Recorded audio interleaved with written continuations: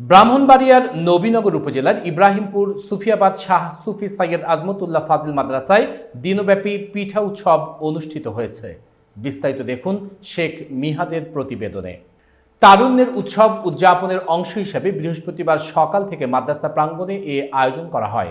উৎসবের প্রধান অতিথি ছিলেন উপজেলা মাধ্যমিক শিক্ষা অফিসার মোহাম্মদ আল মামুন। মাদ্রাসার অধ্যক্ষ মুফতি মোহাম্মদ এনামুল হক কুতুবী উদ্বোধন করেন।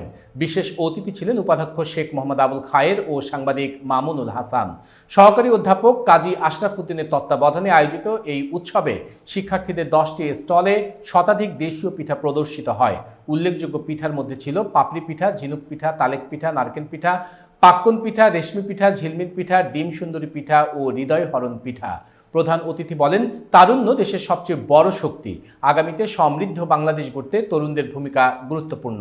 অধ্যক্ষ মুফতি মোহাম্মদ এনামুল হক কুতুবী বলেন, সরকারি নির্দেশনা অনুযায়ী তারুণ্যের উৎসবের অংশ হিসাবে এই পিঠা উৎসবের আয়োজন করা হয়েছে। উৎসবে শিক্ষক, শিক্ষার্থী, অভিভাবক ও দর্শনার্থীদের উপচে পড়া ভিড় ছিল। বাহারি পিঠা স্বাদ নিতে ও কেনাকাটা করতে সবার মাঝে ব্যাপক উৎসাহ দেখা যায়।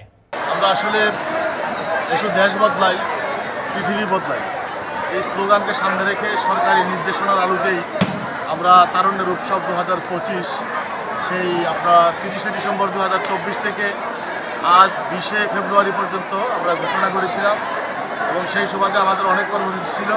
তো এটা আসলে তারুণ্যের উৎসবের একটা অংশ হিসাবেই আজকে এই সুফিয়াবাদ শাহ সুফি সৈয়দ আজমতুল্লাহ রহমতুল্লাহ ফাজিল মাদ্রাসায় পিঠা উৎসবের আয়োজন এই জেলা পর্যায়ে আসনে অনুষ্ঠিত হয়েছে। আজকের পিঠা উৎসবে এসে আমি শিক্ষার্থীদের সদস্যতা দেখেছি, এটা আনন্দিত হওয়ার মতো।